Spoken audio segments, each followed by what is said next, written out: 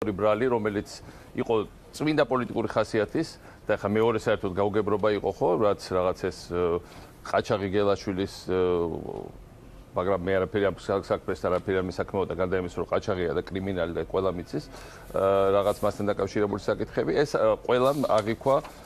აბსოლუტურად არასერიოზულად მაგრამ და აღიქვა პოლიტიკურ ძევნად მაგრამ ამდენი წელი როცა ივანიშვილი იძახოდა რომ 19 მილიარდი წაიღო სააკაშვილმა არა მხოლოდ იძახოდა ამ კაცმა დაიჯერა თვითონ თავისი ჭორები ამ 19 მილიარდის შემდეგ იმის თქმა რომ 9 წელიწადში 8 მილიონი წაიღო სააკაშვილი, კი არ წაიღო დახარჯა სტუმრების მიღებაზე, სასახლის ფუნქციონირებაზე, ტურიზმის რეკლამირებაზე, საქართველოს არაღიარების პოლიტიკაზე. მე ვფიქრობ, ეს ბრალი კიდევ უფრო სასაცილოდ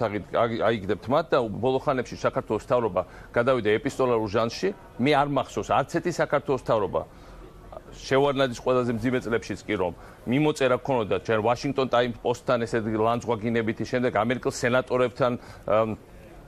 წინდა უკან წერილები ეგზავნა ეს ყველაფერი სამარცხვინოა აი რა არის მართლა სამარცხვინო ეს ყველაფერი მარასში გადადის უკვე ეს ყველაფერი სამწუხაროდ ზიანს აყენებს საქართველოს რეპუტაციას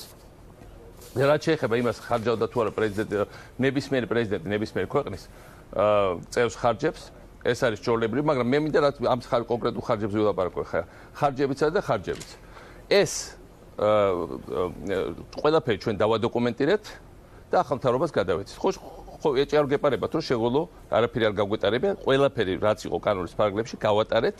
ყოველი თეთრი დავადოკუმენტირეთ, როგორც იყო ჩვენი მთავრობის დროს, როცა კორუფცია არ იყო და